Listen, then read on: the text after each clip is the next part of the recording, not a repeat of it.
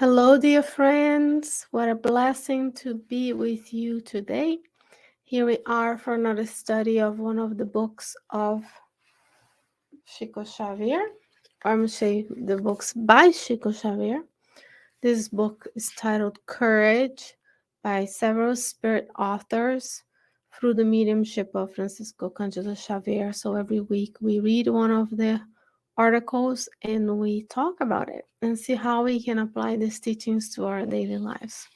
Today's chapter, for those who arrive later, is chapter 19, and it's by the Spirit Emmanuel, and it's titled Always Work. The title says everything. Always, always work. After all, the law is of labor, right? In the third part of the Spirit's book, Divine Laws, there's law of labor. And labor or work is any useful activity. So what we are doing right now is useful activity, taking care of your home, taking care of your family, volunteering, being kind to others, praying, all useful activities. So let's see what Emmanuel has for us this week. He says, always work, chapter 19. Quote, work will always be the prodigy of life, generating comfort, progress, happiness, and renewal. When difficulties cross your path, choose the work as a support, and soon you'll be granted with liberation. When sadness envelops you in melancholy, seek in work its welcomed atmosphere, and you will find yourself under a new ambience of encouragement and hope. In the presence of anguish that may surround you, and in view of unexpected offenses, take work as a salutary medicine, and in a little while you will obtain the blessing of understanding and the peacefulness of forgiving. Under the scorns that may hurt you, seek refuge within work, and in a short time you will regain the place that merit designates for you. In the presence of insults which made you feel bitter, insist with work, and through the blessing of the passing of the hours, you will forget mockery and persecution, thus placing yourself in the right direction towards true happiness. In the presence of committed mistakes, persevere with work in daily life, and soon you will regain serenity and revitalization. In moments of clarity, work and you will add more enlightenment on the way. In moments of darkness, work and you will dissipate any shadow, thus moving along the pathway the Lord indicates to you. Everything that man possesses of usefulness, beautiful, or beauty, grandeur, and sublime is due to the presence of work, in which it enlarges his or her presence in the world. Therefore, whatever happens, such as an increasing number of obstacles, endless problems, and an escalation of struggles or trials, always work for the sake of everybody. Because by working on the pathway of goodness, you can be sure that God will support you by the Spirit Emmanuel. So let's review and revise together. What are the circumstances in which Emmanuel suggests that we work?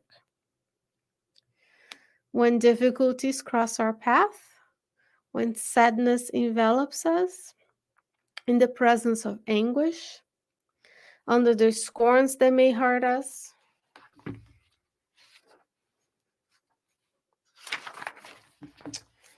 in the presence of insults, in the presence of committed mistakes, in moments of clarity, in moments of darkness. So, 8 instances in our lives. The answer is always work. Who in this life incarnate and discarnate does not go through difficulties, sadness, anguish, scorns, insults, mistakes, clarity, or darkness. So when things are good, like if you have clarity, you know what you want to do, you know what your center needs. He says, pray, work will add more enlightenment, you know more. But a lot of our fellow beings, including ourselves, right? We include ourselves in this discussion. It's always we. Nobody gets to be alive in this world by themselves. Never in from history of humankind you've pulled yourself up by your bootstraps. Even the boots that you're using to pull yourself up with, you have someone built for you. So someone built the schools, others went to school to be teachers, someone taught us to read, someone cared for us as infants, so on and so forth. So it's we. Of course, there's personal merit in hard work, but it's we. We are together in this planet of trials and expiations. We will conquer our darkness, our shadows, and move towards the light. Progress is the law. Third part of the Spirit's book again. But it's always work.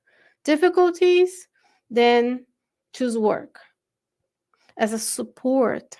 Sadness, you find it under new ambience of encouragement if you work. If you have anguish, take work as a salutary medicine, and you obtain the blessing of understanding and the peaceful of forgiving.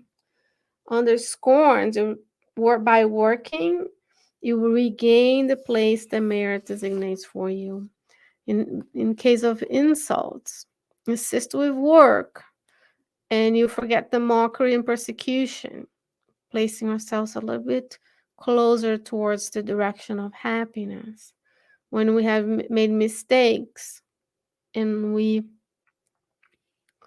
persevere in work in our daily lives, we'll regain serenity and vitalization, because we're all going to have those instances of work. I already mentioned clarity. As we already know what we want to go and do, then we become even more enlightened about what to do and how to do things. In moments of darkness, work and you dissipate any shadows that's moving along the pathway the Lord indicates to you. I'm going to make a parallel to the book Jesus in the Home. And forgive me for not knowing the exact chapter, but I think it's chapter 45. It's towards the end of the book. Jesus is meeting with the apostles. That's the setting of the book. Jesus in the Home. And they're discussing how they're going to obtain the kingdom of God. And Jesus allows them to discuss, and everybody has an idea of what to do. And the moral of the book is work, because Jesus will ask them, what kind of things grow in stagnant water? We know today, miasmas, they called it back then, but today we know virus, bacteria, things that will make the water not potable, so you can't drink it. What kind of fish doesn't move? That fish. What kind of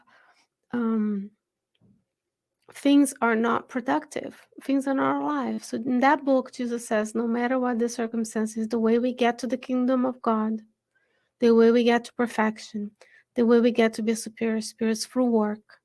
Many, many lifetimes, perhaps we came back to the earth and we fell onto the same traps of our impulses, our physical senses, of seeking pleasure through food, sex, alcohol, power, money.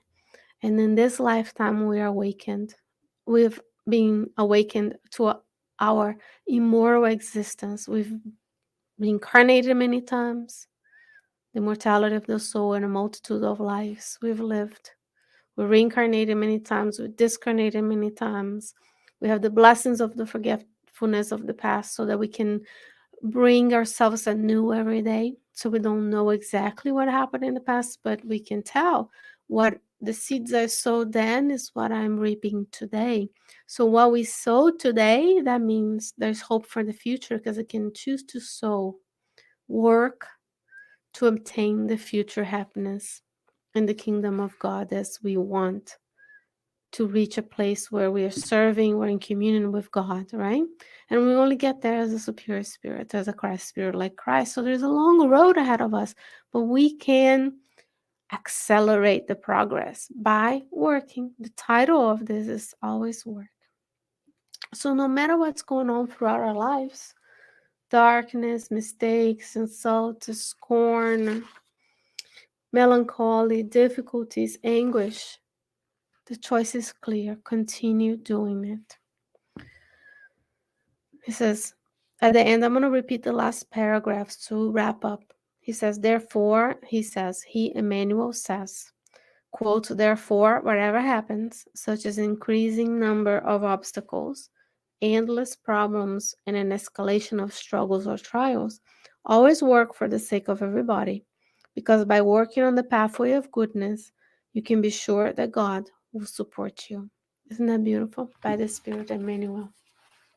Friends, courage to be reborn each and every day as a new person, a person who is trying to get it better, become better each and every day.